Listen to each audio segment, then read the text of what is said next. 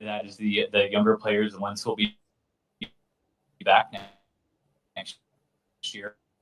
What do you want and hope that they take away from this experience in today? I hope they're boohooing, because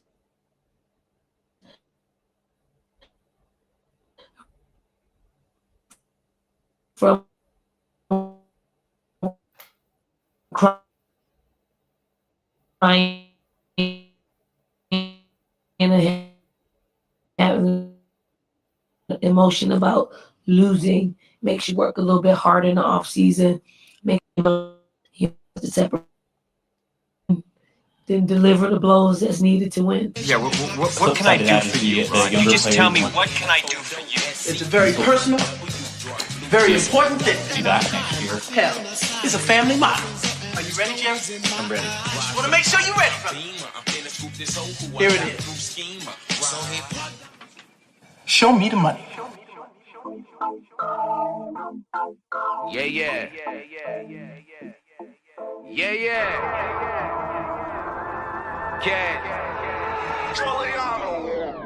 I've been on the come up, running to the ones go. Boy, I got that one up, hustle when the funds low. Sundown to sun up, all I want is the cash. Now homie, run me the stash, put the ones in the bag. Now count up, count up, count up, count up. I'm talking 1 milli, 2 milli, 3 milli, 4 billy, 5 billy, I'm illy. I've been on the come up, counting money till my thumbs hurt. No Birdman, bitch, but I'm a stunner. Just watch how you run up. I keep a couple gunners. I've been grinding all winter just to flex all over summer shit. Wrist cold when I fall through. Rose go to my arm, boo. In and out of my city, but come whenever I call you. Who gon' love me more than when I'm stacking out on tour? Them hoes that made it past security, they knocking on my door. You gon' be there when they gone. Show my love by getting more. Hustle so you ain't alone. You won't leave me, that's for sure. I'm talking Benjis, Franklin's, all these hundos on my floor. I just broke a couple bands, believe me, I've been going hard. I'm tipping bottle after bottle, swerving model after model. Who won't cash? That's the motto. Spend it like I hit the lotto. Yeah, I'm loving my life. I know that I ain't shit without you. Actions speak louder than words. They broke cause they just talk about you, huh? I've been on the come up, running to the ones go. Boy, I got that one up, hustle when the funds low. Sundown to sun up, all I want is the cash. Now homie, run me the stash, put the ones in the bag. Now count up, count up, count up, count up. I'm talking 1 milli, 2 milli, 3 milli, 4 billy, 5 billy, I'm illy. Money bag after money bag, I'm the man now. Play the cards that I was dealt and I ain't need no handouts. Fresh on every set, give respect, mama out of debt. Got a new connect, we the best, homie run the check. Wifey got a new bag, new house, you mad? We just doing us, feeling wavy, fuck a do-rag. This that no stress flow, bobbing on my ex. She don't love cash, kiss my ass, baby XO. Thank you for that line, Mr. West, but I'm next though. Hey, you me the sad, bitch, I'm blessed, sipping XO. For the love of money, I stay fucking hungry. I parted ways with the kitchen, that just wasn't for me. Every show they love me, now I'm showing love back. They ain't taking nothing from me, so I throw a couple stacks. You when I'm in your town, have some fun, blow a bag. Fuck with me when I'm around, trust me, shorty, I'll be back, huh? I've been on the come up, running to the ones go. Boy, I got that one up, hustle when the funds low. Sundown to sun up, all I want is the cash. Now homie, run me the stash, put the ones in the bag. Now count up, count up, count up, count up. I'm talking 1 milli, 2 milli, 3 milli, 4 billy, 5 billy, I'm illy.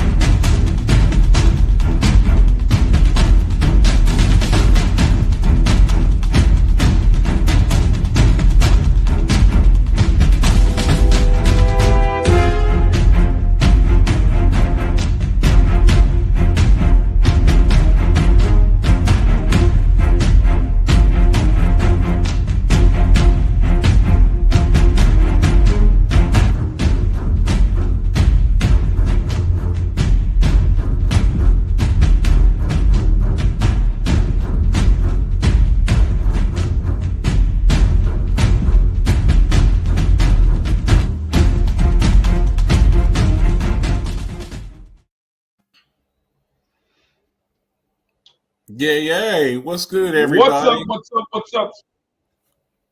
Go ahead, What's man. good? What's good with the mashup? Blah, blah, blah, blah, blah. Shout out to everybody. Yo, listen here. Okay, listen here. This is a once in a lifetime situation. We do this all the time, collaborating, but calling it a mashup show, yeah, you know how it go.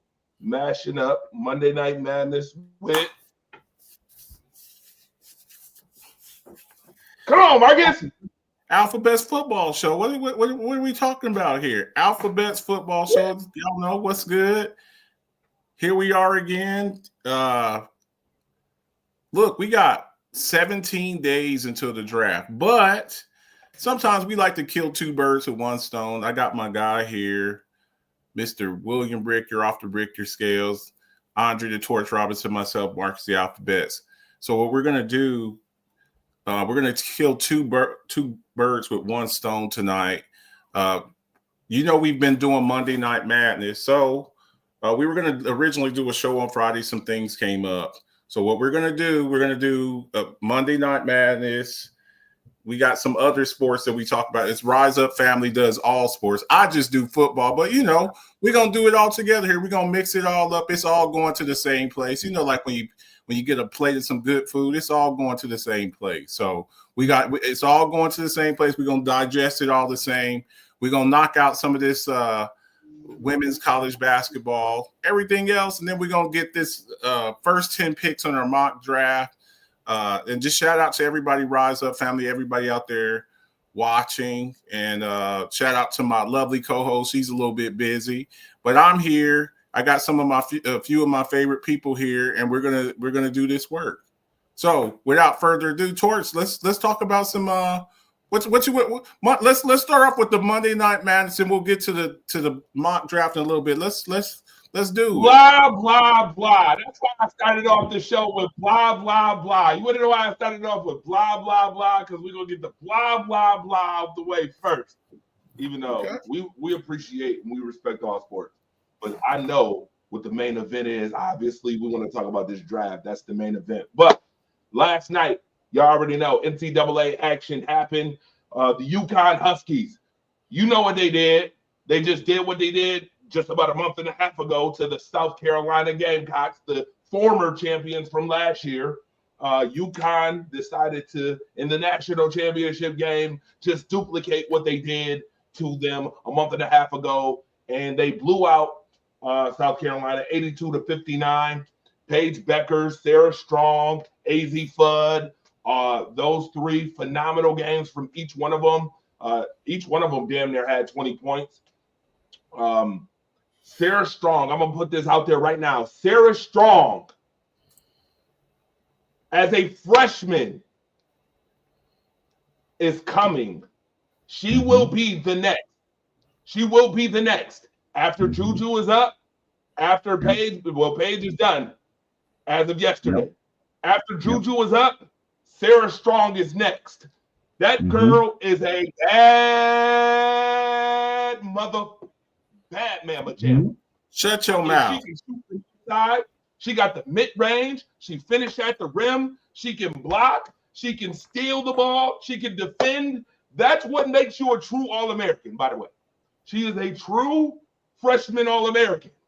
Phenomenal job. 24 points, 15 rebounds. It kind of sounds like Angel Reese, what she was doing in her tournament when she won the championship. Yeah.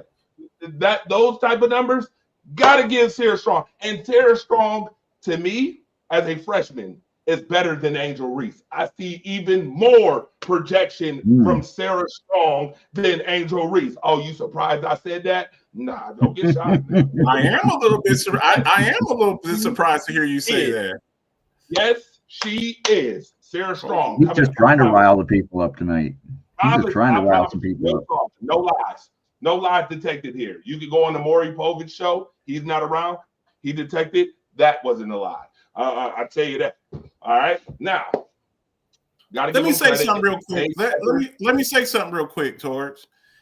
This just goes to show you, every year there's a newcomer that comes up out of nowhere and kind of, you know, and it's actually refreshing because you get new names, new faces. It's a beautiful thing. That it's kind of like the circle of life, you know. You get couple last year, we talked about South Carolina, what they did, doing their thing, being rewarded and just being looked at as one of the better teams out there. And then it also goes to show in women's college basketball, at least in women's college basketball, I talk about in other sports, we talk about those cornerstone franchises, those cornerstone programs. I think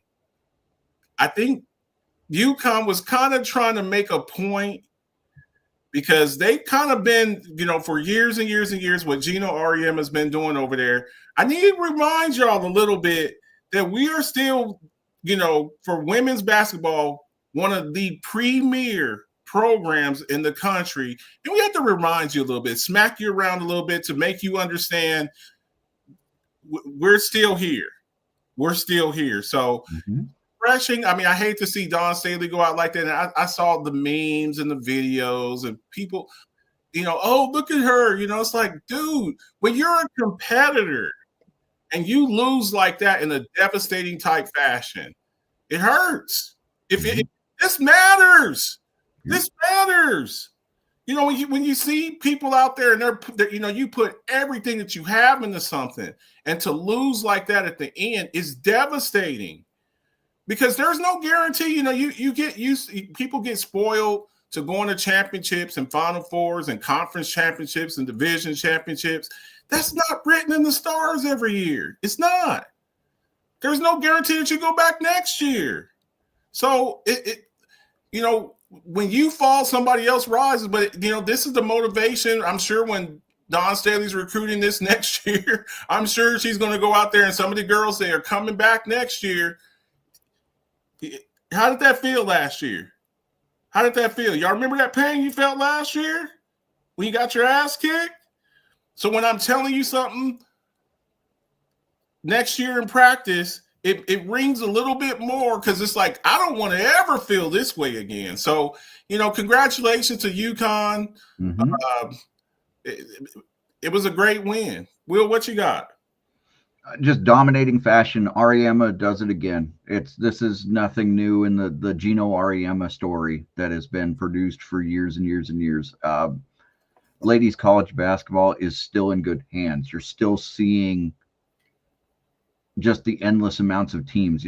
You're seeing the blue bloods actually doing blue blood things, and you are seeing a swath of talent just getting ready to flood the WNBA here shortly over the next 3 to 5 years. The ladies' game is improving, which will improve the WNBA eventually here as we go through the next 3 to 5 years. The amount of talent is just phenomenal. So I'm looking forward to seeing if the WNBA can capitalize and make it a worthwhile product here in the next few years. They have their chance. So, but it starts here and it starts now. You've got to capitalize on Beckers, and you've got to fix some of these other issues and make sure that the upcoming agreements and things with the NBA or the WNBA are not going to make you look like baseball. And then strike. You can't go on strike at this point with the WNBA. You've been in the league. You've had 20 plus years of good league play. As much as you're not making money, I understand these players want some things, but you're going to have to make some concessions as a league and figure this out. So I think the women's college ball game is in a great place, but I think the WNBA needs to focus in and fix it so they can keep this talent rolling in and doing the things. Otherwise, you're going to lose them to the world and they're going to go elsewhere. But it was phenomenal to watch the tournament. Looking forward to seeing what the guys do tonight when they finish. Yeah, absolutely. Paige Beckers, 477 points, third most all time in the tournament, any NCAA tournament. She is third, just behind Shamika Holdsclaw and Caitlin Clark, who had 492 points in the tournament in 2024. Also, real quick, talking about UConn, yes, talking about South Carolina too.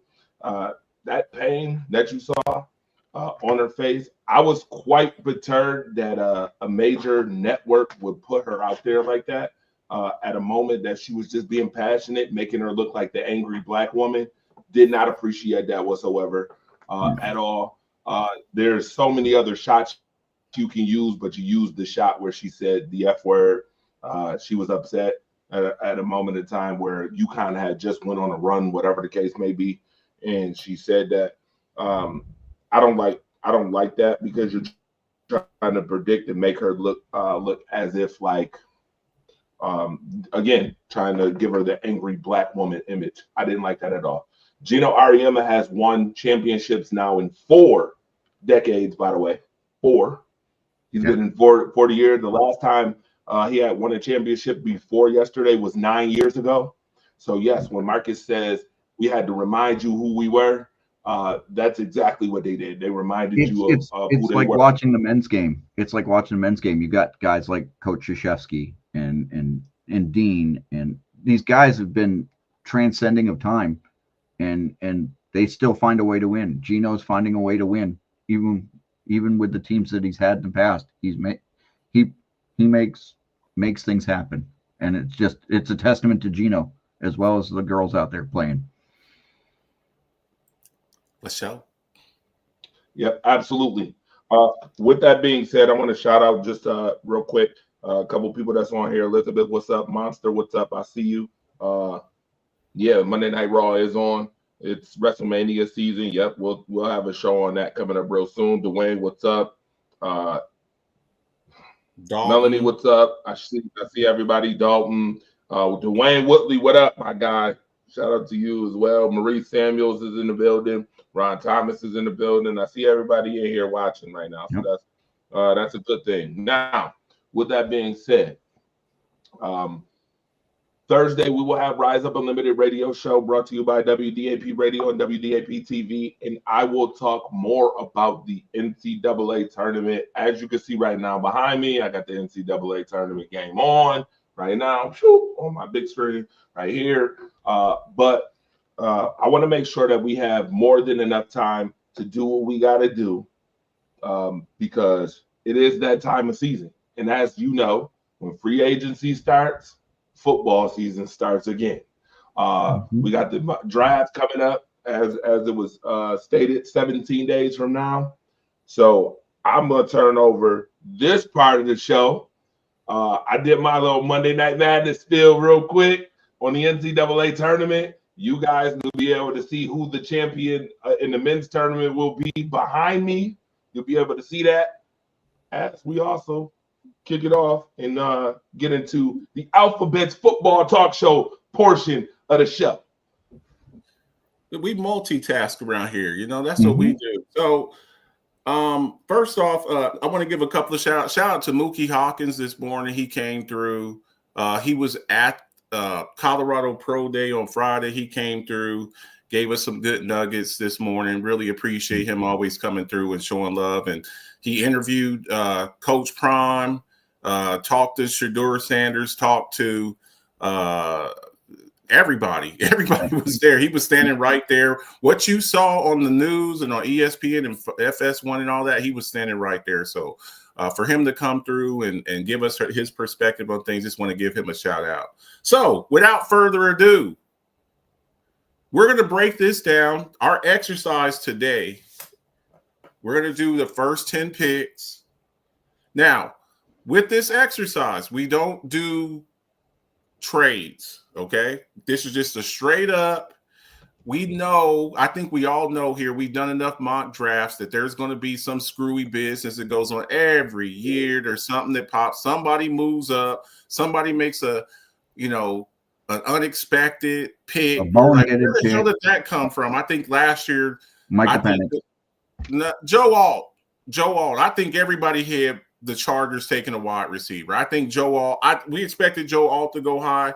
I didn't think that they would pass up a wide receiver because I thought they really needed. I think the Penix pick was more. I think the Penix pick was more right there at 8, right there with the Atlanta Falcons. I think. Yeah, after just picking up Kirk Cousins and paying him all that money. They steal at 8 or 9. They draft Michael Penix. So there's gonna be some trades. We can't predict, every eventuality. We're just picking. Marcus, did we get a mock draft from Melissa? Did we get a mock draft from Melissa?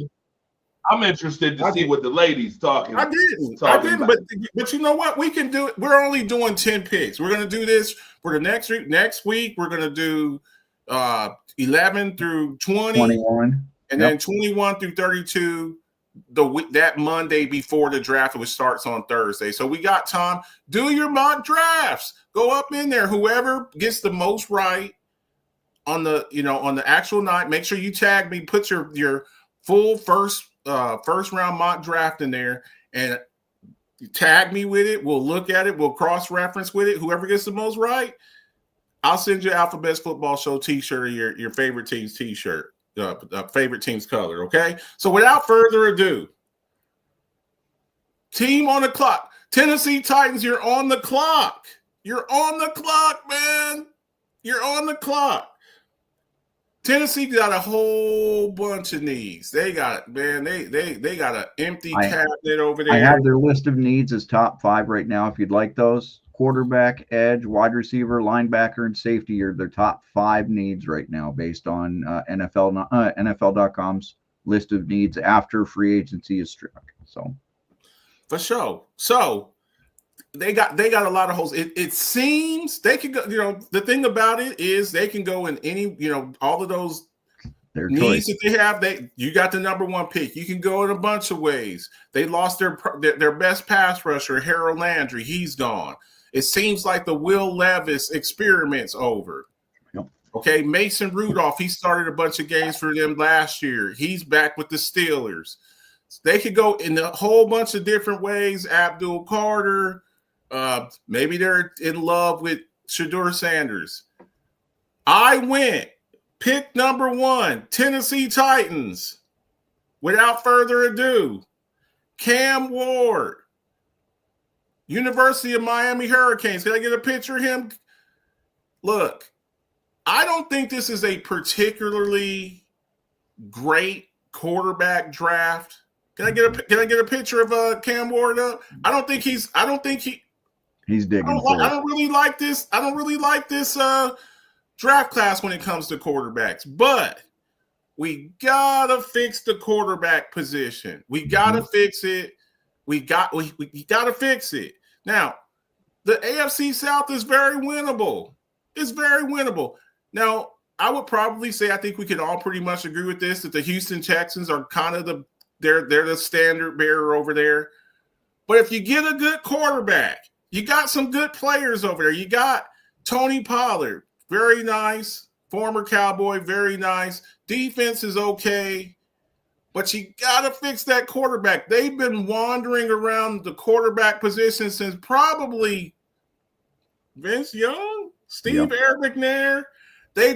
We've seen the Ryan Tannehills. We've seen the Will Levises. We've seen the Marcus Mariotas. We've seen all of this, and they've missed and missed and missed and missed. We got to get the quarterback position right. Now, this guy, he's got a lot of experience. He kind of wandered around, won some games, kind of put the U back on the map. Now, look, when I look at this guy, I don't see, when we think about the recent number ones, when we think of the Joe Burrows, the Andrew Lucks, the, cats like the Peyton Mannings, the Eli Mannings, I don't view him as that type. Mm-hmm. But beggars can't be choosy. This is what we have here. I'm going Cam Ward, number 1, to the Tennessee Titans. That's where I'm rolling with. Will, what you got? What's your thoughts? I was torn at the beginning of the draft process. We have guys like Abdul Carter. Tennessee has a boatload of holes. He's the best player on the board. Is Shedeur Sanders that guy for quarterback? Are they looking at what do they want to do? And I'm going to tend to lean that Cam Ward will be the number 1 pick overall. This draft class reminds me a lot of the Trevor Lawrence draft class.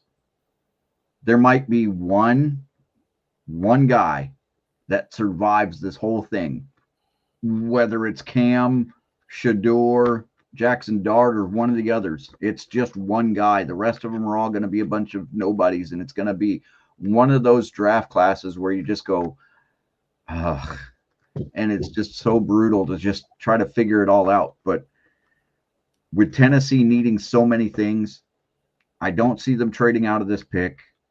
There's not enough to offer. They've had calls. They've been willing to trade out, but nobody's made that offer that's stunned them to the point where they go, yep, I got to do this. I'm sold on Cam Ward being the number one pick. Whether it's the right pick or the wrong pick, it's everybody's choice. But Cam Ward is number one in my first mock draft. Okay, sounds good. Torch, what you got? Who you going? Who you giving to Tennessee? Those Titans out of Nashville. What you got? Well, first and foremost, Melissa said, I believe Marcus has everything using something called PFN.com. Or PFF. You can go PFF or PFN. It's free. You don't have to pay anything. But I think you only get like one mock a day. If you try to do another one, and as it gets closer, you have unlimited ones. I think it's one a day. So just go up in there, select all the teams, go all with the teams, and then start draft. And then you just pick what player is going to what team and put it up there. And after you get done with that, that first round, all you got to do is it'll let you download it, and then you can put in an Alphabets Football Show page, Rise Up page, put it up in there, and tag me and let me know so it's timestamped, and then I'll give you credit for it. So go ahead, Torch. All right. With that being said, you guys are hilarious doing the damn USO thing again. You two agreeing. Just wait. Shit again. Just wait. That's what y'all like to do. Y'all like to do the USO thing. Yeah. I can tell you we're not going to agree on agreeing on picks and stuff. We ain't agreeing. So hang on. So who do you have? So I'm gonna tell you right now that I definitely don't agree with the Cam Ward situation. As much as Cam Ward is a phenomenal talent, I'm gonna go with this guy right here for pick number 1, and that would be Abdul Carter. Okay. I think Tennessee needs to work on defense, needs to shore up that defense more. Will Levis is their quarterback. Do we know what they're going to do with Will Levis? We have no idea. But if there was anybody who really needs a quarterback, I think it's the next couple of teams that are going to need quarterbacks. And I honestly just don't see Tennessee making this move with Cam Ward. And another reason why I say that is because when you look at quarterback groups and quarterback groups, do you really want Will Levis teaching Cam Ward anything? Not really. He's probably better than him right now. If I'm Cam Ward, do I really want Will Levis teaching me anything? I get the number. Well, and this is where I would go. This is where the Tennessee Titans trade for Kirk Cousins. And it's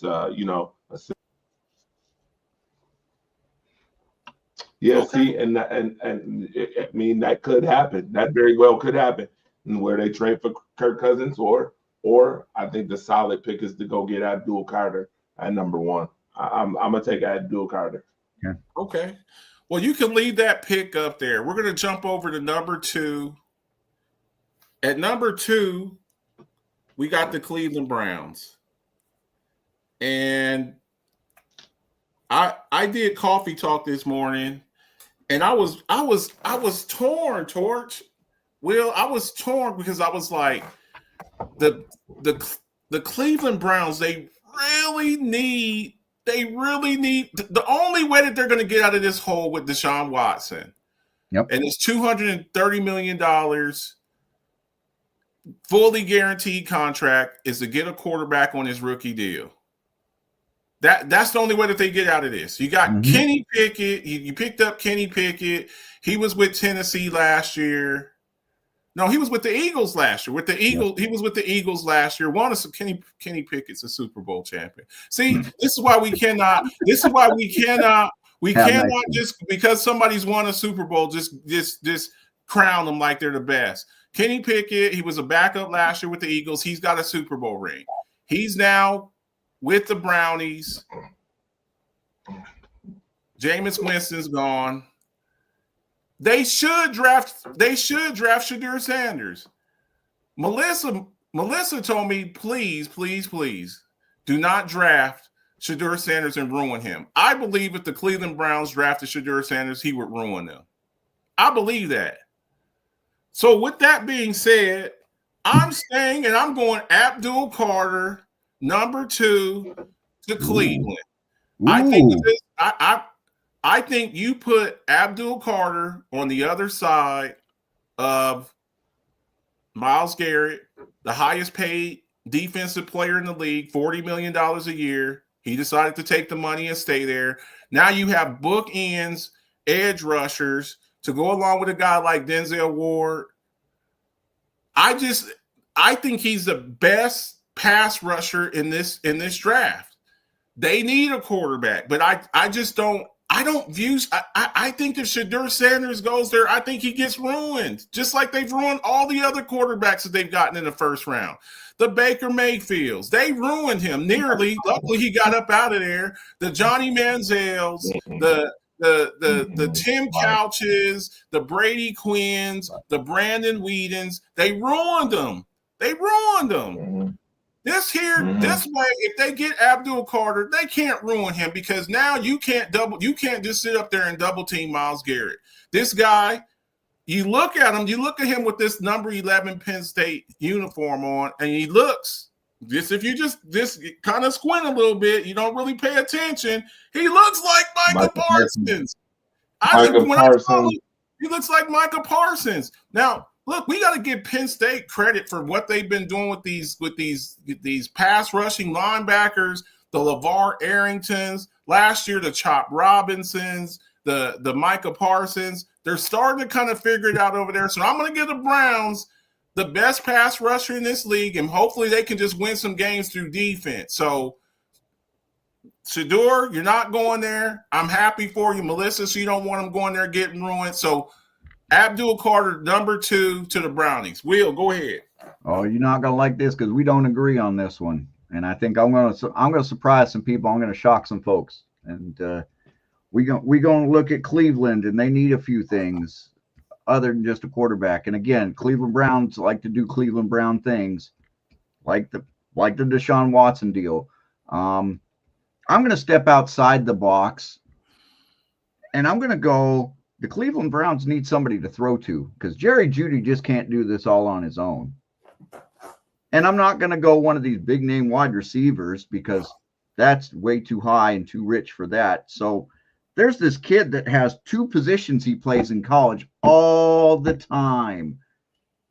And guess what? Your corners have been hurt a lot for the last couple years. And I'm looking at Travis Hunter at number 2 for Cleveland Browns. Travis Hunter fits the need. There is nobody on the Cleveland Browns roster right now. You have Cedric Tillman and Michael Woods II to go with Jerry Jeudy as your starting wide receivers. And your secondary, I'm looking at it going left corner is Denzel Ward. That's cool. And the right corner is Emerson Martin right now. So now you need a number 2 corner and you need a number 2 wide receiver. Well, how do I fill that spot? I fill that with Travis Hunter because now I got 2 positions for the price of 1. And they might run him into the ground and he might have a short career, but they're going to fill a need that they need, and they need multiple needs. So I'm going to put in Travis Hunter for the Cleveland Browns. So how about that for them Usos comparisons, Mr. Torch? We All ain't right. Uso in everything. I'm telling you, we gonna be Oh, different. now you on your yes boy, pretty deadly shit. No, Now, no, huh? we You ain't on your no pretty deadly either. We ain't no pretty Oh, deadly. We the War You Raiders. on your street profits? You on your We street the War profits? Raiders. We the War Raiders. Oh, the War Raiders. Oh, okay. Well, Hey, guess what? Torch, before you go, let me read some of these comments because I want to keep everybody engaged here. All right. Let me see. Blaze. Let me see here. Melanie Brandon Hoff. For sure, I kind of feel like I should know since I do fantasy football, but never did a mock draft before. Okay. Well, here's your chance, and make sure you get into the Alphabets Football Show group because that's where we do them at. Blaze says once they take Cam, they probably trade Levis.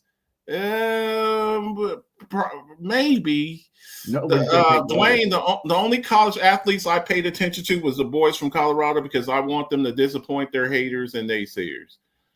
Dalton says massage money. I guess he's talking about the Melissa shot. here says, I don't want my Penn State boys going to the Browns either. That's just bad juju. You got to go to the Browns to end your career, basically. Pretty much. I paid attention to a few others like my PSU's boys, but CU is definitely putting out phenomenal players who are being slept on for two reasons. Abdul is solid, but everyone's gassing him up. Good thing they didn't draft Donovan McNabb, Drew Brees, Big Ben, Eli Manning, Phillip Rivers, Teddy Bridgewater, Pat Mahomes, Josh Allen, Lamar Jackson. Bets and diehards should start hitting the streets to plug their shows. Same for Andre Robinson, so they can start going national. These guys can be the next Pat McAfee. Thank you. I appreciate it. You're not Death Riders and noted.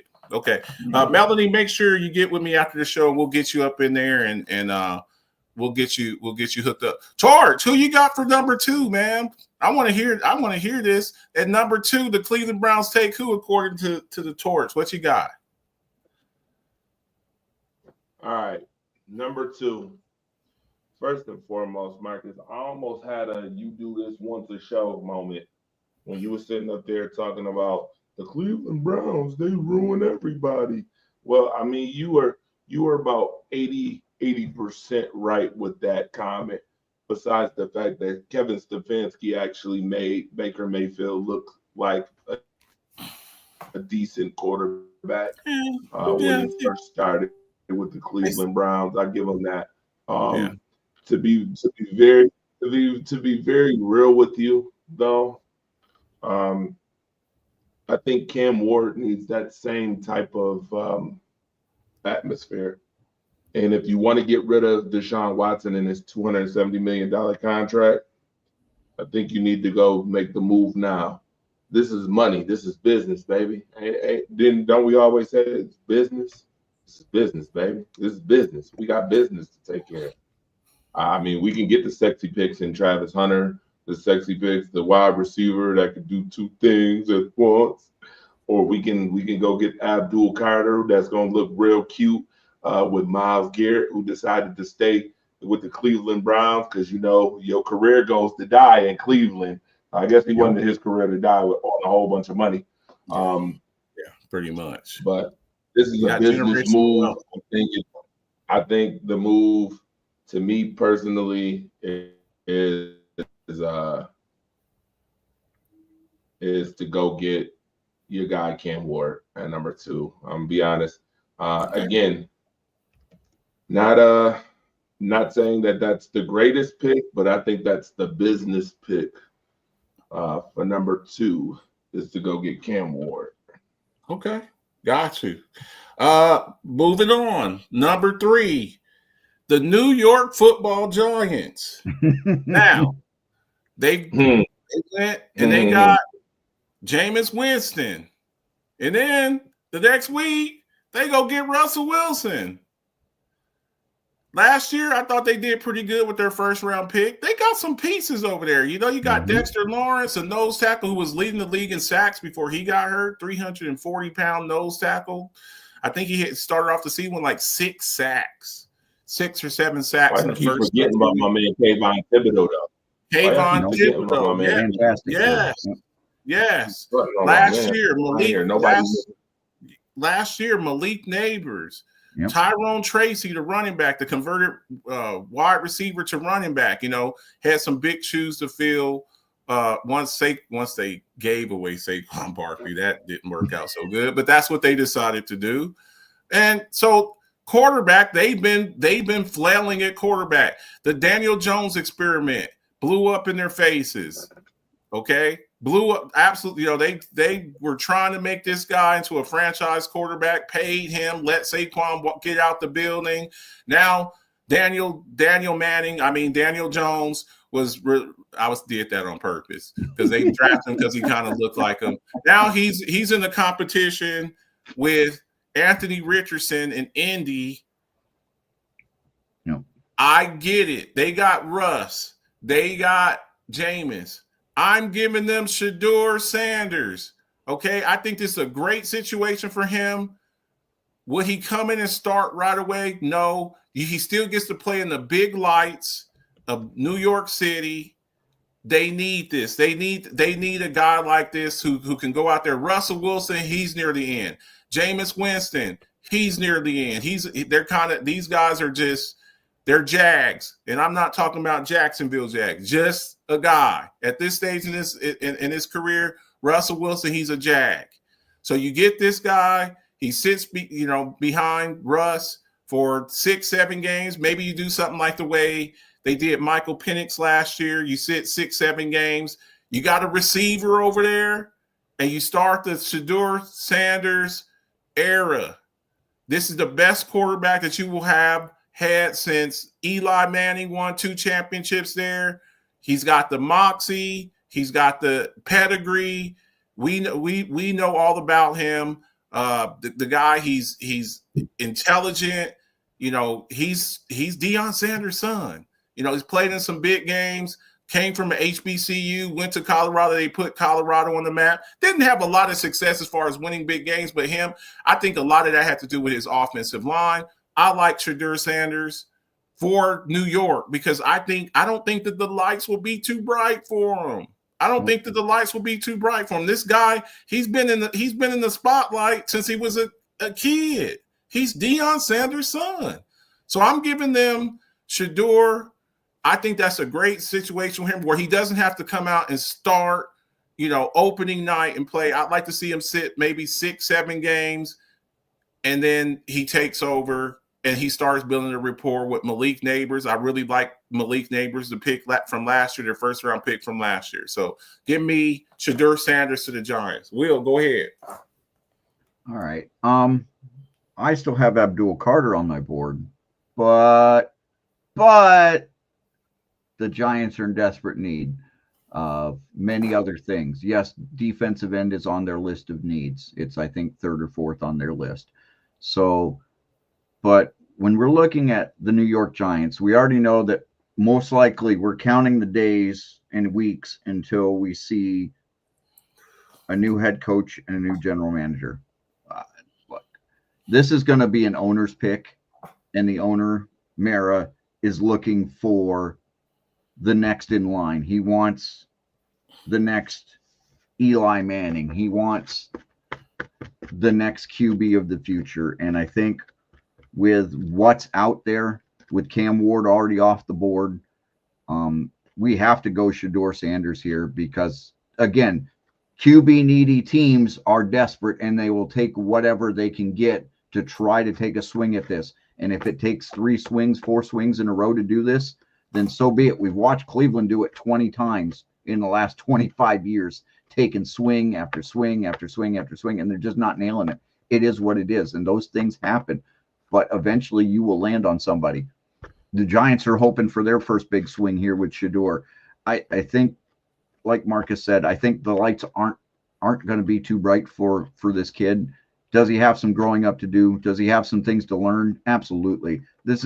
He's not completely raw, but he's not a polished product like we expect from a number 2 or number 3 pick overall with the second quarterback overall. Cam Ward's no better.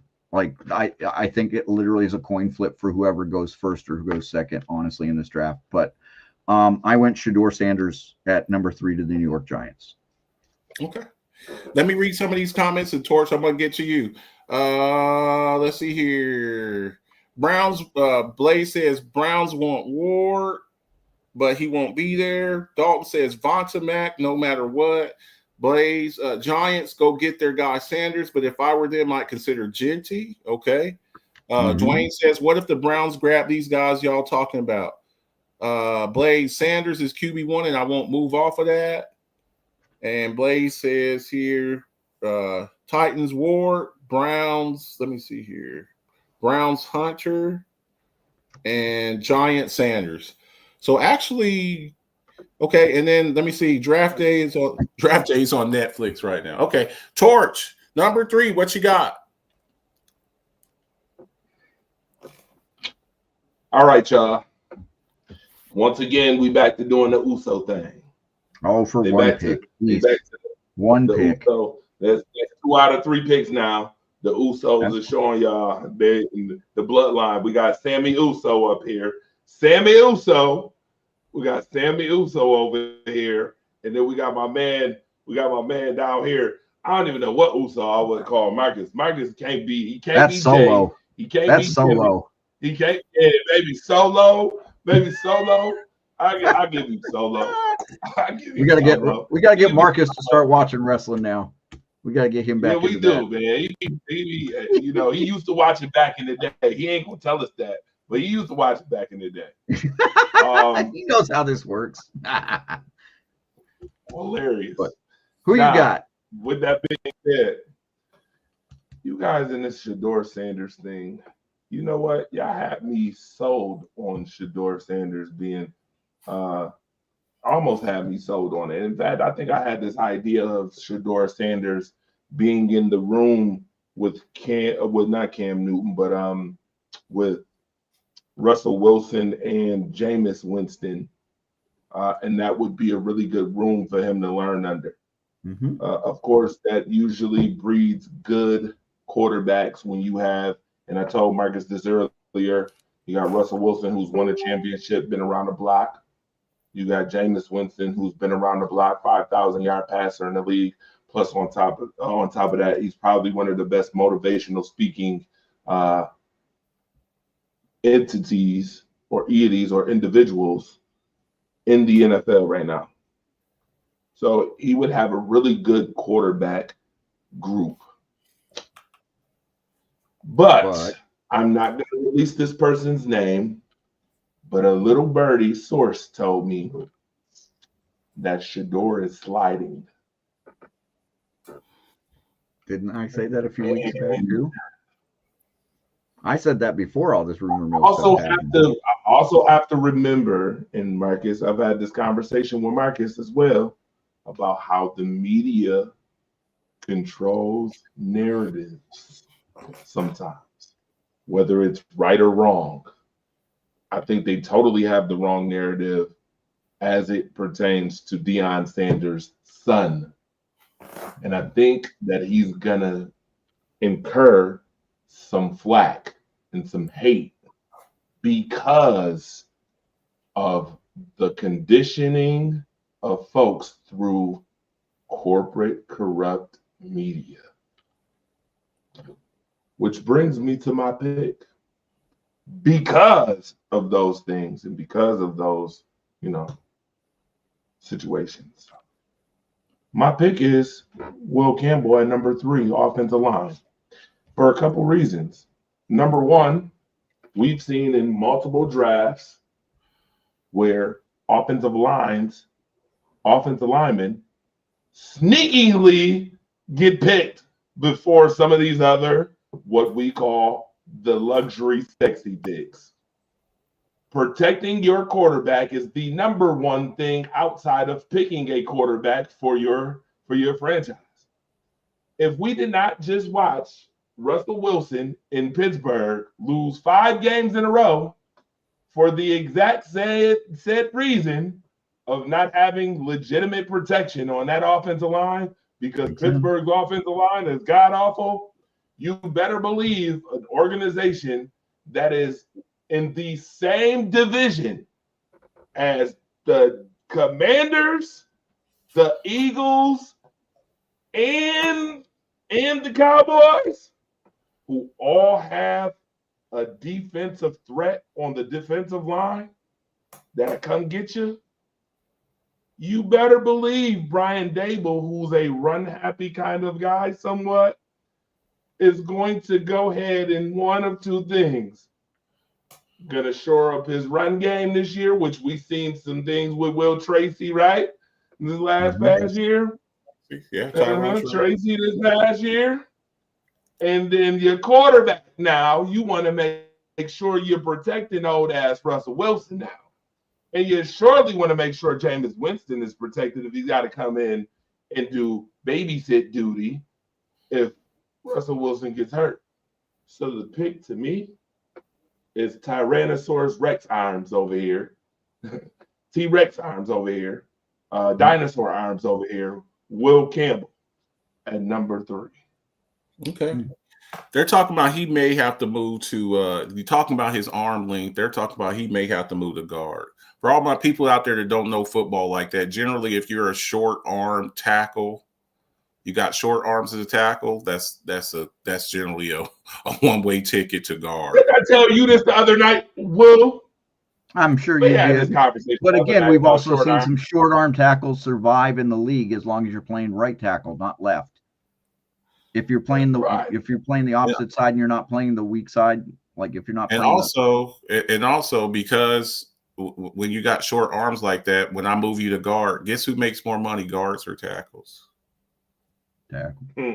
Tackles. They made a movie on that. The Blind Side, that's about offensive tackles. So jumping over to number 4, New England Patriots. Now, at first, I was going to go in one direction and I switched up. Now, Mike Vrabel's the new coach over there. They had the 1-year experiment with Jared Mayo, another former Patriots player. They go and get Mike Vrabel. I like Mike Vrabel. He had a lot of success with the Tennessee Titans. He is a Belichick type coach. He's no nonsense. Power running game, all those years with Derrick Henry with Tennessee. Good defense.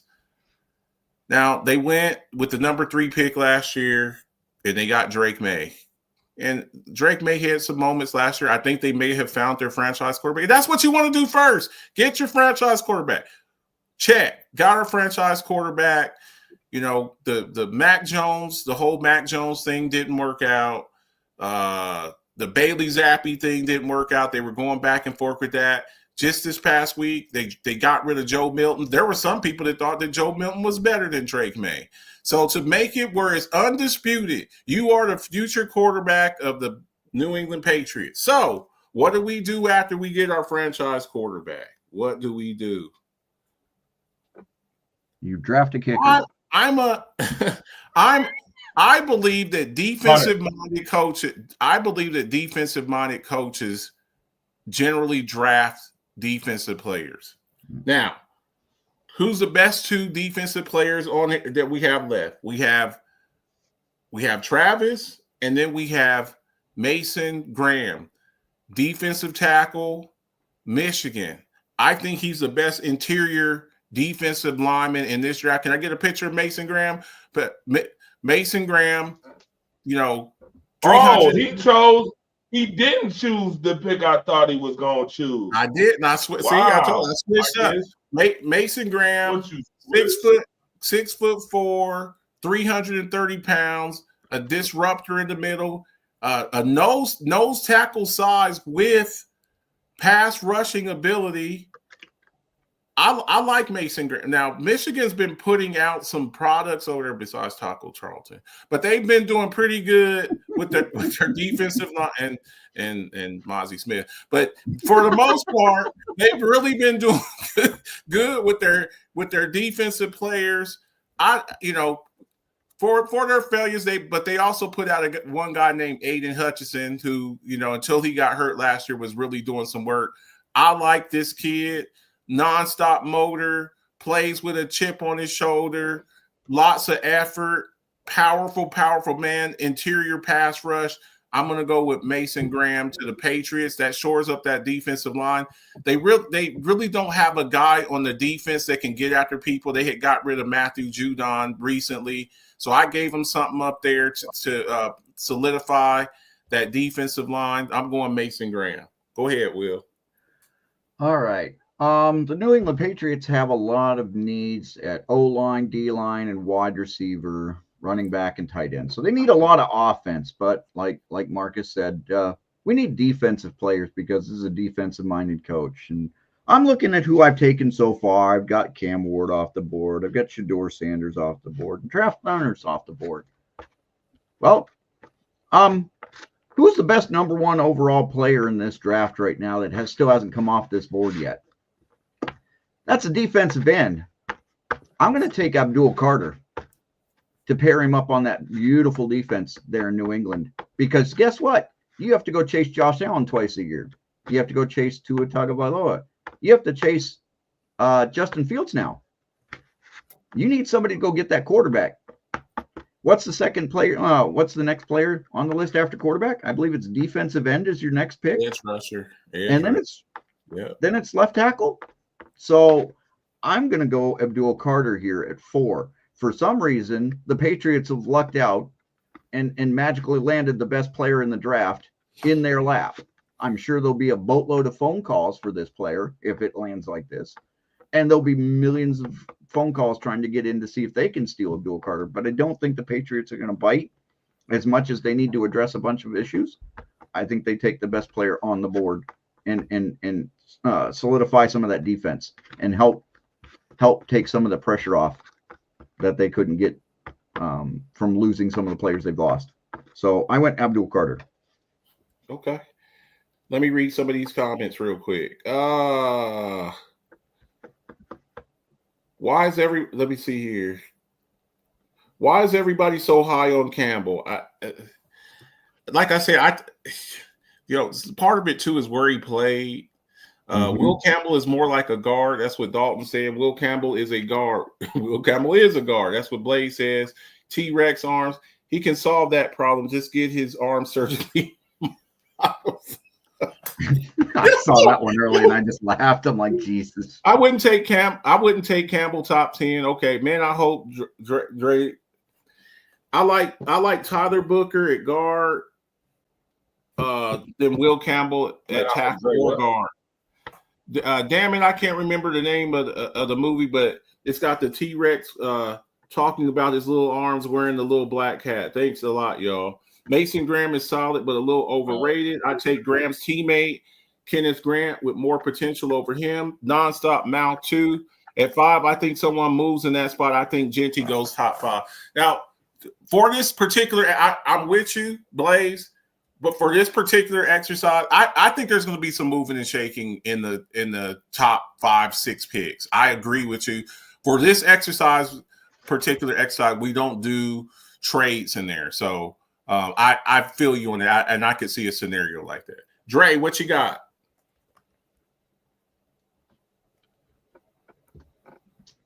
Well. Notice we're all different now. Well. Like that. I'm glad we got a little shake up, a little shaking. It's only going to get shakier from here with these picks. I'm glad that you guys didn't agree for once. For twice now out of 4. That's 50% now. Yeah, and there's about to be some more disputes here. Keeping the track. Don't worry, I'm keeping the track on this. Oh, trust me, I got my Excel spreadsheet filling out. I'm filling out the Excel spreadsheet to keep track of y'all.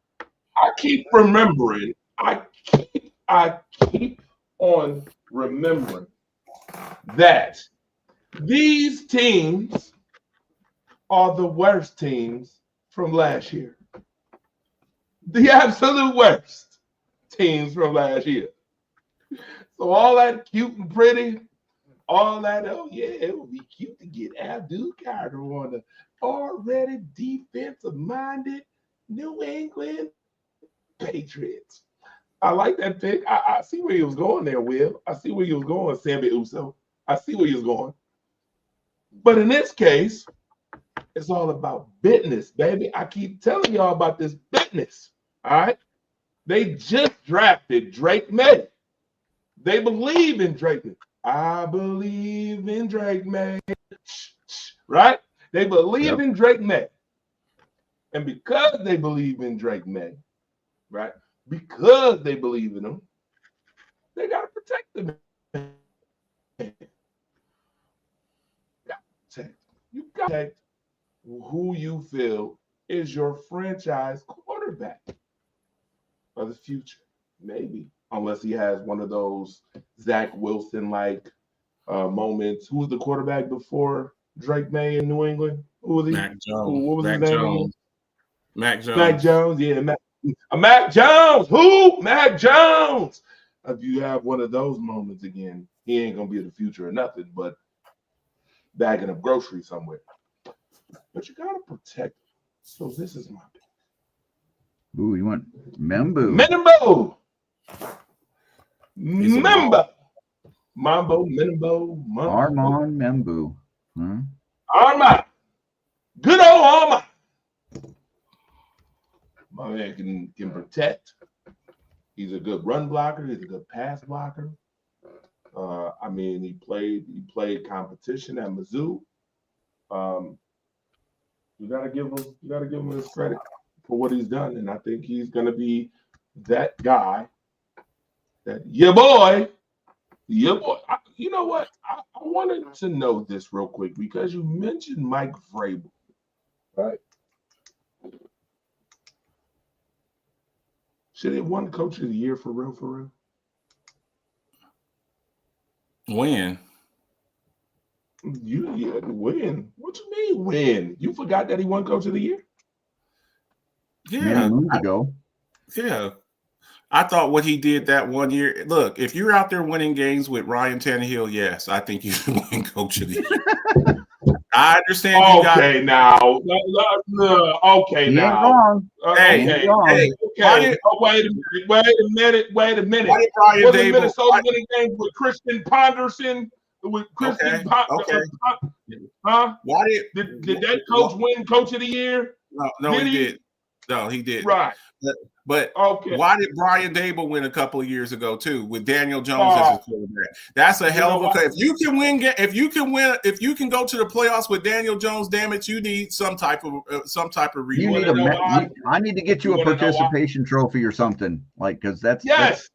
We'll say it again. Well, and that's what the Coach of the Year is. It's a participation trophy. Thank you for participating at the best. Yes, thank you. Say it again. Sammy Uso. You got it right. Because they ain't gonna win nothing else. That's why they giving these. Listen, they giving these trophies to Kevin Stefanski. They giving it to Mike Vrabel, Brian Dable. Listen, I feel you. I tell you. That's kind of the way I felt about the MVP. That's kind of the way I felt about the MVP award last year too. Whenever somebody didn't throw for the most touchdowns, they got beat up in head-to-head competition. But anyways, sometimes it is a mercy. It's a charity case. I mean, that's cool. It happens. You know what though? You know what, Marcus? You know what? You can guarantee. I can guarantee this. I don't give a damn if it's Brian Dable, Mike Vrabel, or internet cable. Yeah. The Dallas Cowboys. Okay. Dak Prescott 2 years ago. Dak Prescott 2 years ago came in second place, so he was up there somewhere. I got you. I hear you. I got you. All right. Where are the Jags drafting? Like I said, Brian Dable, Mike Vrabel, internet cable. We there. Lakers losing in 5. Lakers losing in 5. I'll fix that. So jumping up. So season over in 5. How about that? Season over in 5. This guy right here. Right. Your team. Right. Number 5. So jumping over to the Jacksonville Jaguars. Look, they had a lot of issues last year. This is a team here that could go a lot of ways. Now we still got on my draft. I still got Travis Hunter. But what need do they have the most? What is the biggest need that they have? Your quarterback gets paid $55 million. He was on IR last year. He was on IR last year. Now, it seems like you found something nice in your first-round pick last year in Brian Thomas Jr. I really liked him. There were some people that thought he was better than Malik Neighbors coming out of LSU. He had a hell of a year last year. You got to protect. You've got to protect your quarterback. I'm going. I'm going with the offensive line here to protect my franchise quarterback, the second highest paid player in the league. I'm going with Will Campbell there at 5. Again, we talked about him a little bit here. The short arms, I do have an issue with the arms, but in most of the drafts I've seen, he's the highest rated offensive lineman. Does he switch over to guard? Maybe, but I'm going to go with Will Campbell here to Jacksonville. They've got to protect Trevor Lawrence. You have too much invested in him for him to keep getting hurt like this and getting roughed up. It's a very winnable division. The AFC South is winnable if you can keep your quarterback upright. It is a winnable division. I understand that the Texans are still the cream of the crop over there, but I think if you have some competent quarterback play that you can win that division. So give me Will Campbell, 5, Jacksonville Jaguars. All right. Will? You want Will Campbell. Speaking of Florida, I have to make this announcement. As you can see the color of the confetti, the Florida Gators have won their 3rd national championship, by the way. Houston just lost on the last play. One of the very last play. I cannot. Lord have mercy. Go ahead. So much for that win. All right. All good. Anyway, so back to the Jags. Jags need defensive line, offensive line, wide receiver, safety. They need a lot of help. We're looking at what our biggest problem is. We have our quarterback. Whether 90% of us agree he should have been paid $55 million or not, you have your quarterback. You have a weapon for him. You got some pieces on the defense, but your quarterback keeps getting killed and missing in action, and you can't win games with that. So I'm going to address the offensive line, and you guys like Will Campbell, and I like Campbell too, but not that much. I think I'm going to go in a different direction, and I'm going to go grab Kelvin Banks Jr., the tackle, and I'm going to go that route and make him my prize pick at 6 for the Jags, or 5 for the Jags. I'm going to go Kelvin Banks Jr. I think he fits the need for what Jacksonville needs as a blindside protector. Big body, performed well at the Senior Bowl. Had some good numbers at the Combine. I think everything fits what Jacksonville's looking for with Kelvin Banks. I think he'll be one of those lifers that's just up there and will be a 10-year starter and give them some stability at that left tackle position. Look at that. 2 in a row. Different, huh? See, look at that. Told you we're going to start disagreeing a bunch of stuff. Jags will go offensive pick right there. That gentleman right there. That's an earth mover right there. Ooh wee. Tyler Booker. That dude's a beast. Banks is definitely my LT left tackle one on my board. Hook 'em horns. Talk to me, Dre. Wait a minute. You picked Tyler Booker? I picked Kelvin Banks. I was about to say. Marcus, he picked Kelvin Banks, sir. I know.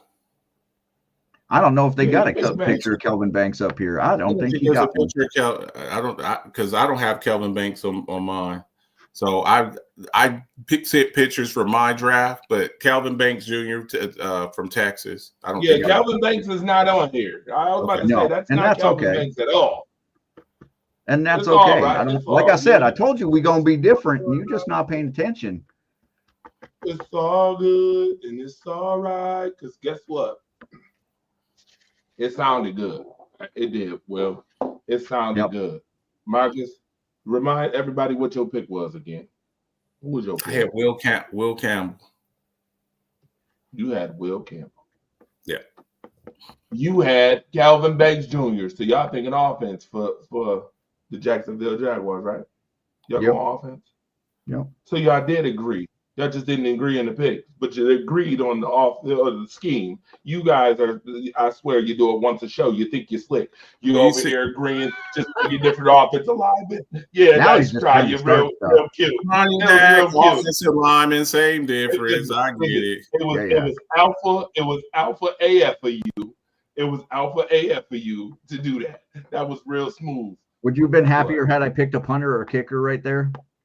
Would have been better for you for that? Because they're gonna need a lot of that. They're gonna need a lot of that. I'm telling you right now, this deal with that pick, they're still gonna need a lot of that. That's why you paid $55 billion for Trevor Lawrence. He can learn how to kick. He can do both jobs. Guess what? I find it very cute that you two talking offense when that wasn't the biggest thing that Jacksonville struggled on last year. Nope. Let me give you some numbers. Ready? Last in pass defense, 31, 31st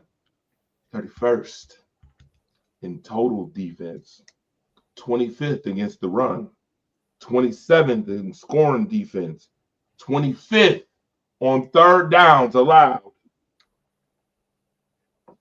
Other notables, 28th in sacks, 30th in interceptions, 26th in points scored, and 27th in points allowed. Like how about this? They need everything. They need everything, but we only got one pick. sounds like they, guess what? They're right. They only got one pick. And guess what? My pick is on the defensive end. Is on the defensive end. And guess who has proven himself at Michigan that he could be a force multiplier for the most part? My guy Mason Graham. I'm gonna put him right on that defensive line and get to work. Get to work. We need you to be Aiden Hutchinson. It probably ain't gonna happen, but get to work. They should have drafted. They should have drafted Aiden Hutchinson a couple of years ago instead of Walker. That's what they should have did instead of taking Walker #1. Maybe this here is the time that they can rectify that problem because. Aiden Hutchinson is a way better player than Walker is. So, yeah. Well, they better get the rectifying. They better get the rectifying real quick. Well, we're at the Las Vegas Raiders with the needs of running back, wide receiver, cornerback, offensive line, and linebacker. What do you got for us, Martin? So, look, every mock that I've seen, I'm a running back supremacist. Everybody knows that. I love running backs. I love the reemergence of the running back position. And I always look at coaches, their MO. When Pete Carroll had his most success, what did he have? He had a power running game with Marshawn Lynch, a good defense. Okay. You tied up Max Crosby on the defense over there. You got an elite pass rusher who's the second or third highest paid edge rusher in the league. You go out and you go get a quarterback. They've been playing musical quarterbacks over there. The Jimmy G's, the Aiden Hutchinsons, the Derek Carrs. It seems they've just given Geno Smith an extension. So what do? Last year they drafted kid Brock Bowers. If it wasn't for the two quarterbacks that were playing really great last year, Bo Nix and Jaden Daniels, we all know Jaden Daniels won the offensive rookie of the year. Brock Bowers is up there. It's just he plays tight end. That's why he wasn't really in the conversation.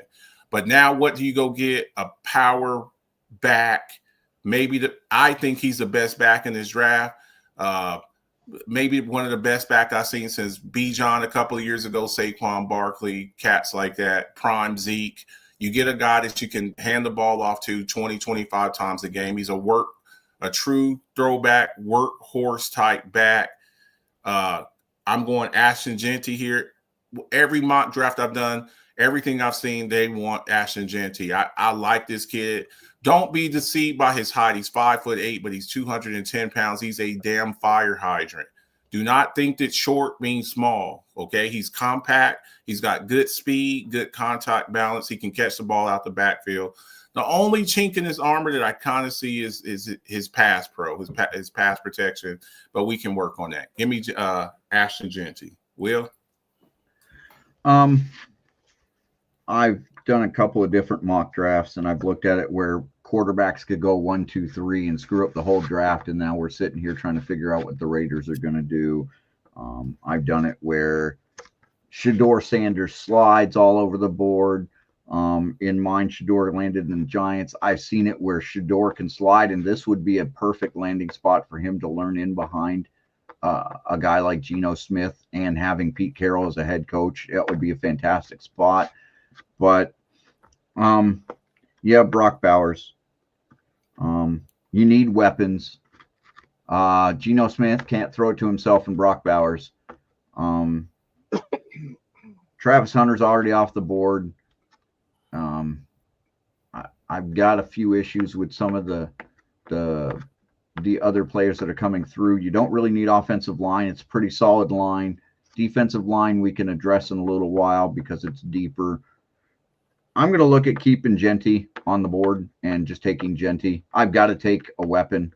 I need the best available back. We know what Pete Carroll's capable of doing. I don't think he wants to make the same mistake that he did with Marshawn if he can get the Raiders going and doing what they need to do. It would be nice to see the Raiders become what they were back in the day and actually be a powerhouse again.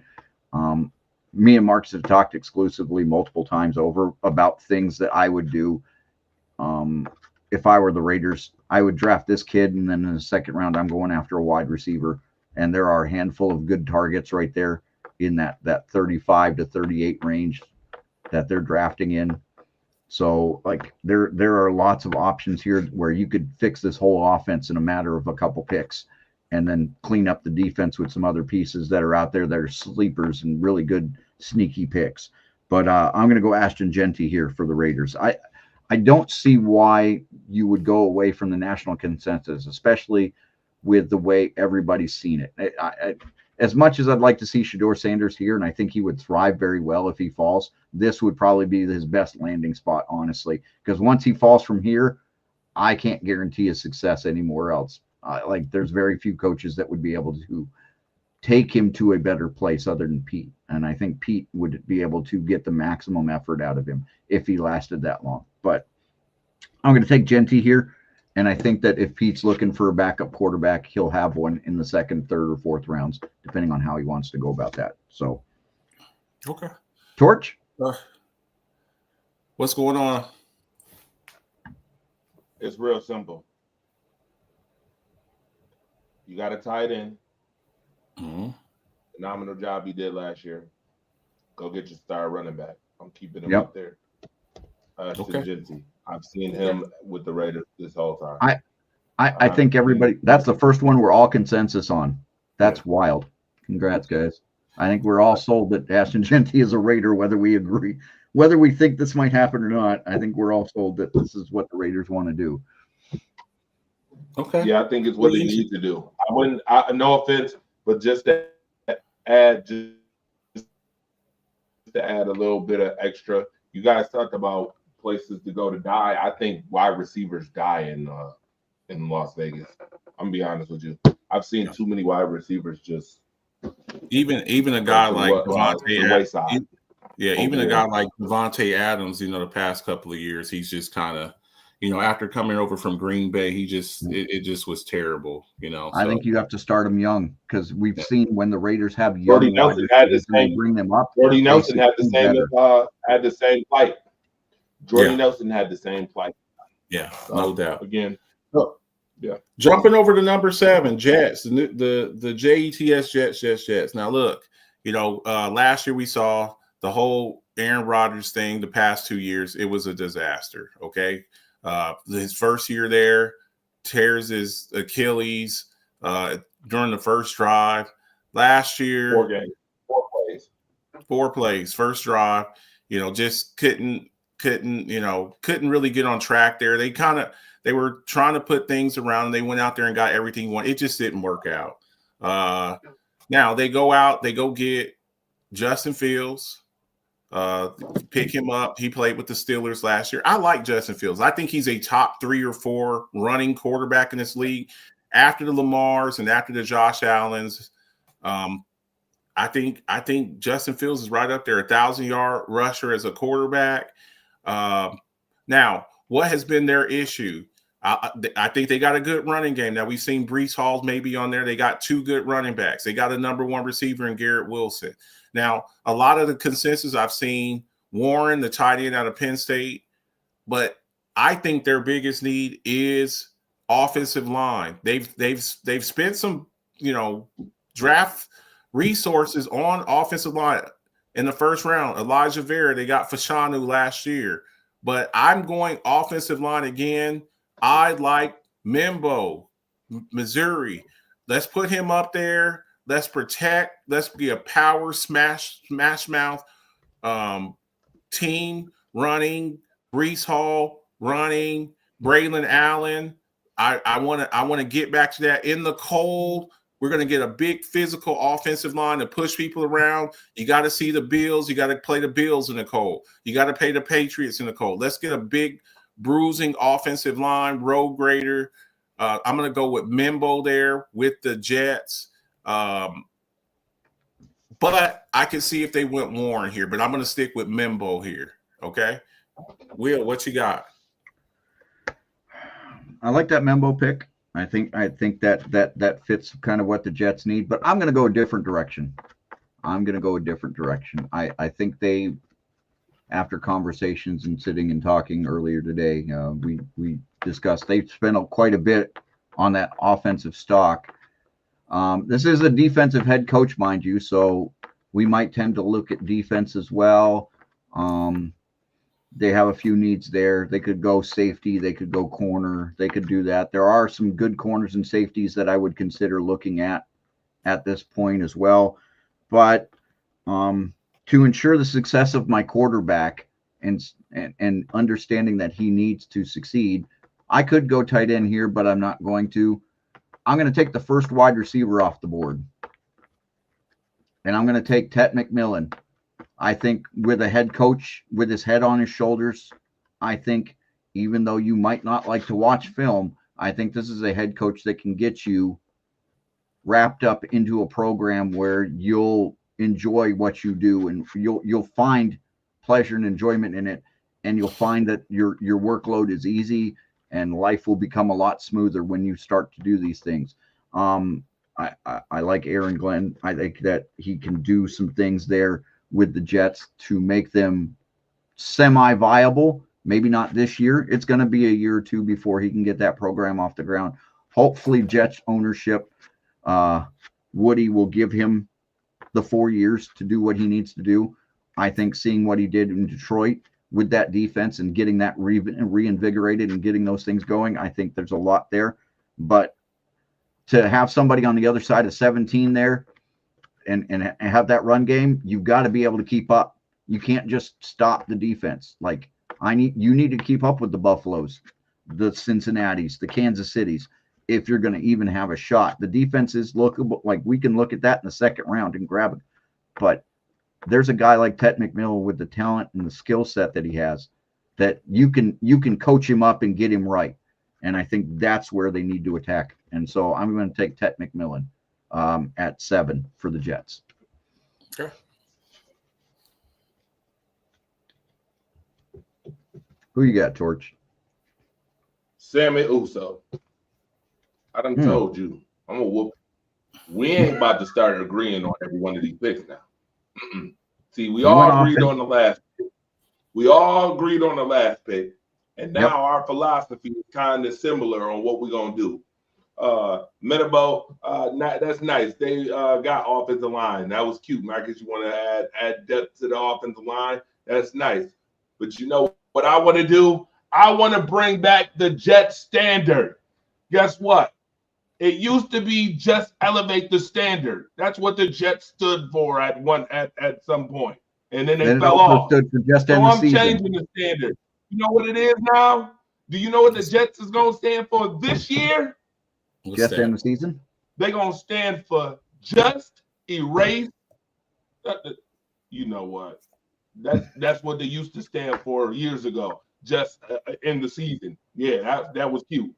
They're going to get rid of that standard. And it's just going to be just erase the sticks. You know what that means by just erase the sticks? Because you know you ain't doing no more measurements for first downs with the stick anymore. You ain't doing that. You ain't doing it. Want to know why? Because the Jets don't have a high flying offense. We want the Jets to have a high flying offense. We're gonna believe in that Jet standard, and we're gonna throw that thing around. We're gonna use some play action. We got good run game. We got Justin Fields who's mobile. He can throw the football. He's got a rocket launcher. We're gonna get out there and we're gonna put that ball in the air. And who else to do that with than a guy that I haven't even took off the board yet? He's gonna be the first Colorado Buffalo to come off the board. Like he was supposed to anyway. Go ahead. And I'm gonna go ahead. Go ahead. I'm gonna go get my guy. You're gonna go get Travis Hunter. Go ahead and get Travis. Go ahead and get Travis over there. Because you know what I can do as a Jet? Aaron Glenn, help me out here. You were a cornerback. Pretty good one. We got a cornerback you can use. You know, we don't want them to do 100 plays, but if we can get them at 70, get them in some situational plays. Yep. You can put him in 65 to 70. Receiver. We want to 70 plays. We want to pay him. He want to get paid as a wide receiver first and foremost, because wide receivers get paid more than corners. Well, you have that luxury to do that if you go to the Jets, and we just gonna erase the sticks. We want big plays, chunk plays down the field. Justin Fields, we don't want you to struggle in Chicago like you did. We saw what you did over there. Struggle. All right? We don't want you to have the Pittsburgh thing where you struggle to win games, where you got to grind out 4-2 records, and then they sit you on the bench. We ain't going to do that. You already got about 4 or 5 players you played at Ohio State with. So we're going to give you another dynamic player over here on the other side, and we're going to go ahead and give you Travis Hunter. We're going to give you the Hunt Man. And y'all do what y'all do. And let's see what we can do. We should be second place in the division this year. Yeah, I said it. No. Second place in the division this year. No. Because their defense should be better than Miami's defense. They should be able to grind out Miami. Everything's better than having Miami. No, I don't care. We don't believe in the tuna cans. You might like tuna. I don't like tuna, and I don't like Tua. All like that. So tuna and Tua, y'all can sit in third place. You know, you can sit in third. But I still think New England gonna be in last. But the Jets, we're gonna put you in second place this year. You may not have a winning record. You might be 8-9. You might be 7-10. But at least we know what we're going to start to do, and that's elevate the standard by just erasing the sticks. Get my guy, Travis. Okay, sounds good. You can leave him up there.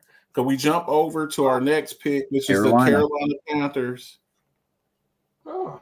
Now, I've had scenarios where Travis Hunter keeps falling because sometimes it's because you're, the jack of all trades, master of none. I don't know if he's a better cornerback than Will Johnson is a cornerback. I don't know if he's a better wide receiver than Ted McMillan is, but he offers a little bit of flexibility there. I'm having Travis Hunter go to the Carolina Panthers. Now, they need a lot of things. I still don't think that they have a number one receiver. Last year, they went with Xavier Legette. He hasn't really caught traction yet. Now, they did find a power running game. That power running game last year was outstanding. Chuba Hubbard kind of jumped onto the scene. They had drafted the kid out of Texas last year, Jonathan Brooks. He tore his ACL again. They picked up Rico Dowdle. He's going to be their backup now. You get a guy here that can go with J.C. Horn. On the other side of J.C. Horn, who was a top 10 pick a couple of years ago, J.C. Horn, and then you put Travis at the other corner, and then in some plays you put him on offense as your number 2 receiver. Now you're starting to pick. You're starting to cook with bacon grease. Giving Bryce Young, who kind of heated up a little bit last year, kind of started off a little bit slow, got benched last year with Andy Dalton. Andy Dalton kind of took over, then he fell off, and then Bryce came back in and was playing well. I'm giving them a weapon with some variety, with some position flex over there. I'm going Travis Hunter here. I think this really helps him out. I think they'll be able to use him. Dave Canales, the young offensive-minded coach who kind of got Baker Mayfield back, really saved Baker Mayfield's career down in Tampa Bay. He's their head coach. Give me Travis Hunter for the Panthers, Will. Perfect. You like that bacon smell, huh? Absolutely. Who don't like a bacon cheeseburger or some bacon and eggs? I'm going to look at Carolina. Carolina's got a lot of needs. They need some help on the offense. They need to get something for weapons and things like that. I get that. But I'm going to lean towards the defensive side because they struggled mightily just to get through parts of the year at the end, especially at the end of the year, stopping things unless it was the last game of the year. But I'm looking at a guy who's already come off the board for you two, and I'm looking at him going, I need pressure. I got to apply pressure. How do I apply pressure? I draft Mason Graham here for Carolina. I go get the best defensive end right now, and I go grab him and I put him on my roster. And Dave Canales, I think he could do wonders with this kid. I also personally think that Carolina will trade out of this pick. I think personally, I think Carolina will field calls to get a few extra picks, and I think they will slide back a little ways. And I think that's probably what will happen here. This is where all the shenanigans begin, is probably right here with the trades. And so I could see Carolina moving out, but I have them taking Mason Graham right now.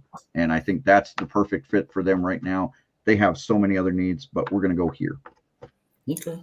He's a defensive tackle, but he has some pass rushing. But he's a 330 defensive tackle. But yeah, he's a for a man that size, he's got some good pass rushing ability. They had him listed at DND tackle, where he played a little bit of both. So, but I think he'll play more D tackle than he does DN. But I could see him sliding out and just being able to put that kind of pressure on more so than anything.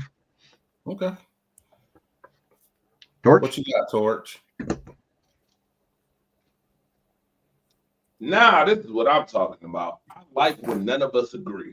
Can I ask y'all a question? What's that?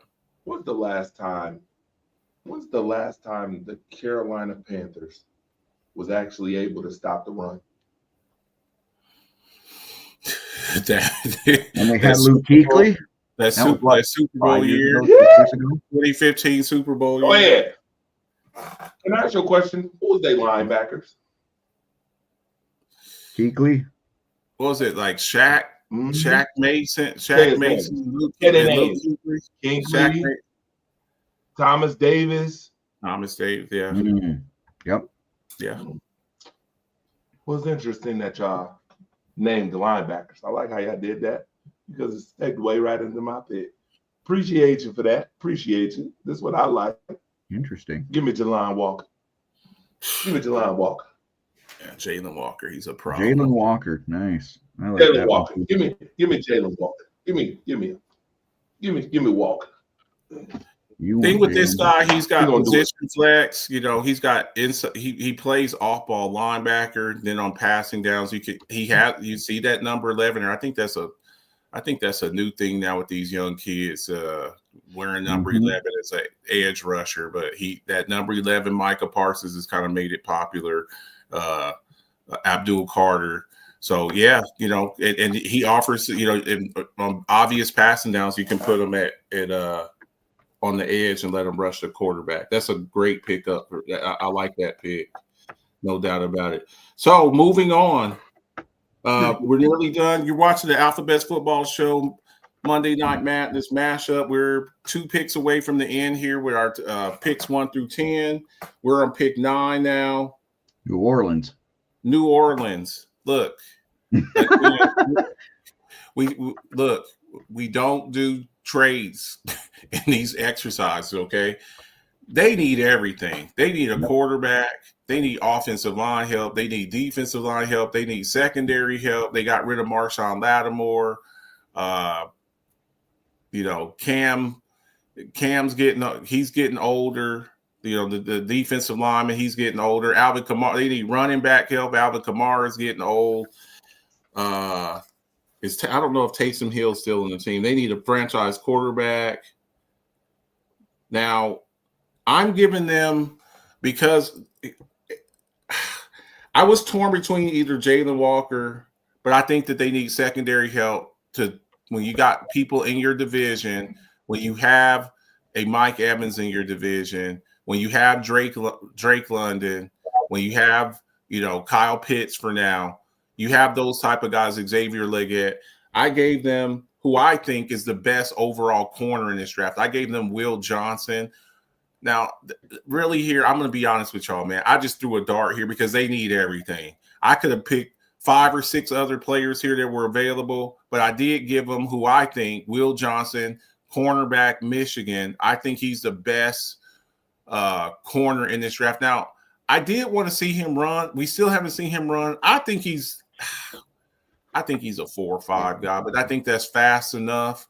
But that's what I gave him. I'm going to go with a corner there, Will Johnson, Michigan. Go ahead. I'm going to let Mr. Torch go next, because I'm going to shock the world here at this point with this pick. Go ahead, Torch. Who you got for the Saints?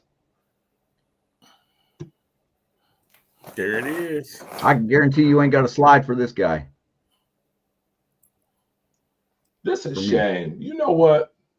And that's okay. This is a shame and a pity. No, this is a shame and a pity, because I just said that I don't like agreeing. We was all good with not agreeing, and then Marcus the Alphabet. You have to do this once a show where we got to agree. I'm taking Will Johnson. You want to know why? They got to replace Marshawn Lattimore. They have not. Got to go get Will Johnson. Good pick up there, Marcus. Smart man, even though I didn't want to agree with you. Smart man. Okay. Great minds think alike. Yeah, Great well, minds. we're about to see some wild things happen here, because I think this is.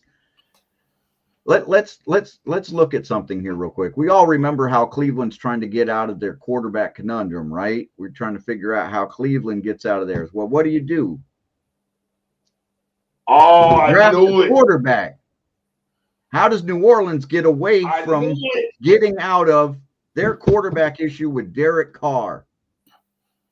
The big domino that drops and screws up people like Pittsburgh or the Rams, who were looking for this kid, and a few other teams. New Orleans drafts Jackson Dart at number 9 and surprises everybody in the draft. They need a quarterback. He played at Ole Miss. Hometown kid. Lots of time to watch film. Lots of time to attend games. Those scouts are right there watching this kid. They've got their eye on him. He slides under the radar and slides in at 9. And the New Orleans Saints are starting their rebuild with Jackson Dart. And that's how they fix their quarterback woes. Okay. How about them apples there, Dre? Spencer Rattler, I don't know how. And just when you thought I didn't have a picture, of him, I knew you was trying to be slick. I knew that you was trying to be slick. I knew it. I had him scouted. I'm like, watch this pick be Jackson Dart. I had a feeling. I'm a villain. Look at you. Okay. I'm a villain like that. All right. We're going to take a risk at this calling quarterbacks thing, because I'm doing pretty good so far. Not too bad. So we're down to our last pick. We're down to our last pick here. We're going the first 10 picks next week.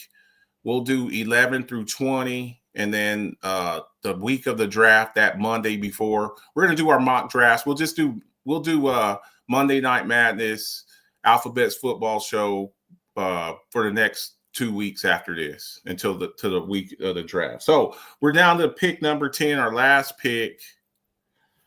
The Bears. Now, look, they had the number 1 pick last year, Caleb Williams. Now, the thing that's really changed the trajectory over there, Ben Johnson, former Lions offensive coordinator. Dre, you know all about this guy up there at the NFC North. I think he's a young offensive mind. You see a lot of teams going that way. They've gone this offseason with free agency. They have gone and revamped that offensive line. I think the offensive line is going to be much better. Now, originally in one of my earlier mocks, I had them getting Ashton Jeanty because I think that he wants to try to recreate what he had with the Detroit Lions, a 1-2 punch over there. Unfortunately for him, Ashton Jeanty's off the board. They still have DeAndre Swift. So I'm going to give them some help on the defensive side. I'm going Jalen Walker over there. They got y'all's guy from the Bills a couple of years ago, the linebacker. They got Montez Sweat from the Washington Commanders a couple of years ago. So I'm going to give them bookends, edge rushers, and a guy who can play off-ball linebacker, who can also rush the passer. You got some pretty damn good quarterbacks in your division. You got the Jordan Loves. You got the Jared Goffs. You got I don't know what JJ McCarthy is going to be, but you got to get after these guys. We had 2 14-2 teams last year. So you got really good quarterback play. You got to get after the quarterback. Jalen Walker, Georgia, edge rusher / linebacker. That's what I'm giving to him. Will? I'm just doing a quick research. So if Dre wants to go, I'm just confirming my thoughts and suspicions real quick before I do anything too crazy. All right. Well, go ahead, Dre. You doing that? My pick is very, very easy. In this case, I'm gonna be honest with you. Chicago need to go ahead and protect Caleb Williams. Simple. Tyler Booker. I think Tyler Booker. We talked about Will Johnson. I would not be surprised if Booker slips into the top 10. I think he's one of those guys, sneaky good. A mauler, your throwback type of guard, and he's nasty. He likes to pancake block people, give them a little bit of extra. There are some people that think he's better than Mimbo. A lot of people like Mimbo. I like Booker though. If he were to slip into the top 10, I wouldn't be surprised at all. Go ahead, Will. I'm going to be a bit of a shock here too. I'm going to do this because I'm looking at the depth chart, and I took, just to confirm my thoughts from earlier. I did it earlier, but the idea that the Bears have updated their inside line, their left tackle, right tackle, they were drafted a couple years. They're young, but they are better than what they were last year, and you saw the improvement coming. I think that offensive line has been retooled enough that we can leave that alone. I think the defense can be addressed later on in the draft. I'm looking at making sure that I give Rome Odunze another partner, because DJ Moore is not young. He's getting older. I need to get another piece in there. I'm going to grab Emeka Egbuka to fit in that slot space, because Zacchaeus is not that guy, and Duvernay is more of a punt return, kick return kind of guy. So I need a slot receiver, and I'm looking at who can I fit, who can also take over a number 2 spot when DJ Moore kind of steps back, and we can slide everybody up the pole. I think that's what we do.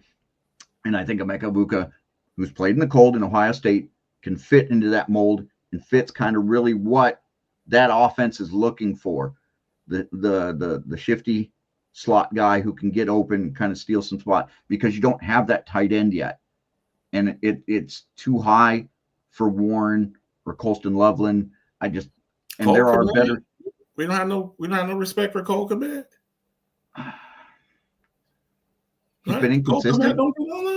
He's been inconsistent. I think part of it's, and it's been part of the quarterback, and I understand that. But with Cole Kmet being a steady hand and being there as a semi safety valve, I don't think he's had a chance to explore. And I think with this year's offense, we'll see a better Cole Kmet. I think Cole Kmet is one of those sleeper guys in fantasy, especially, that's going to be there, and people are going to kind of go, well, I don't think, and then all of a sudden he's going to find his, and it's going to be a thing. But I think putting Emeka Buka with DJ Moore and Roma Dunze makes a really nice offense with that run game. And I think that the Bears can grab one of these running backs that are going to be in the second round, and you pair him up with a Hendricks, or you give him a Judkins or something along those lines in that second round. And all of a sudden the Bears are just looking phenomenal on offense. That's where I'm looking at right now. And I think that's the pick, is Emeka Buka. And so I think that offense is going to have to be fireworks, because look, you're competing against a Detroit offense that's top notch, Green Bay, who's top notch, and Minnesota, who, if their quarterback is what we think he could be, it's going to be a gun show every week in that NFC North. You're going to have firefights where it's not going to be 12-9 final scores.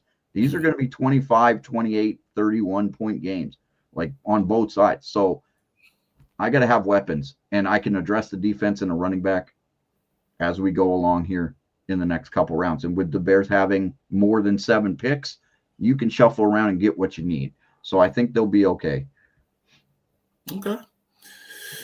That's everything. I think that's everything there. Want to say thank you to everybody who's come through. So I think we're going to do this for the next 2 weeks. We'll finish up the draft every Monday night until the draft. We'll do we'll start off with Monday Night Madness, and then we'll finish up we'll do 11 through 20 next week, and then, like I said, 21 through 32 that Monday before the draft. I think the draft starts on Thursday night. Yes, it does. Thursday at 7 p.m. Eastern. So we'll be right there, and so make sure y'all get y'all's drafts in. Torch, I guess what was it? Rise Up Radio Show on Thursday. Yes. Okay, Rise Up Radio Show on Thursday. We'll be back here on next Monday night, doing this again, hitting up. So get your mock drafts in, and then I will be back tomorrow morning. Alphabet's Football Show, Coffee Talk, where we talk a little bit of football and a little bit of life. We'll chop it up in the morning around 11 Eastern time. Tomorrow morning, get your orange juice, your apple juice, your Earl Grey tea, your coffee, and sit down. We'll talk a little bit of football and life, man. So we appreciate everybody who's come through. Dalton, Melissa, who else? I'm going to scroll back up here. I like to try to Blaze, Dwayne, Devon Stanfield chimed in here a little bit. D. Stanfield in the house. Melissa Markovich. And I'm scrolling up as far as in here earlier. Monster Man, Melody Brandon Hoff. That was my first time seeing her up in here.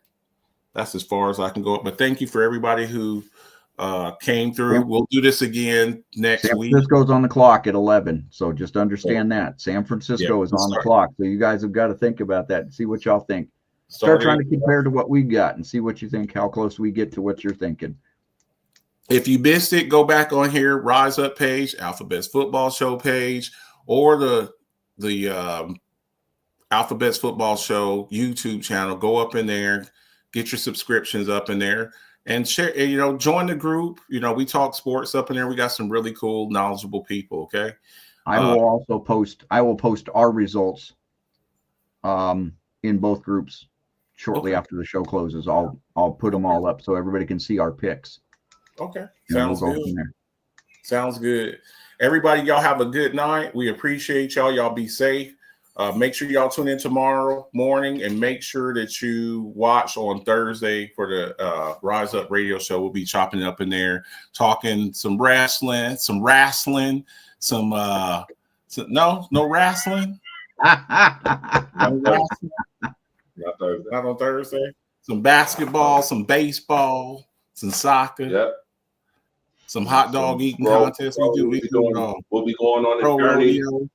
Pro Patrol. We'll talk a little NBA, a little NFL, a little NCAA. Don't forget that hockey talk. Don't forget that hockey talk. You had a big old hockey event happen this weekend. Wrestling talk is a whole different show. That's our Jaw Okay. show. We will talk hockey as well because I'm sure the Sabres will be eliminated by then. The Buffalo Sabres, they'll be eliminated by then. What is that? 17 years in a row now? No, that would be 14 now. 14 in a Well, row. it feels like 17 at this point. It does. That's funny. The Bills had 17 Yep. in a row. Maybe next year. Regardless of the fact. So We'll make sure see, y'all tune into that on soon. Thursday. I'll see y'all tomorrow morning. Everybody have a great night. We've been out here. We've been on here nearly 2 hours. Everybody have a see y'all in the morning. Thanks, guys. Have a great one. Will See ya. Winter, Alpha Bets, Fire Starter. Y'all know what it is, man. See you.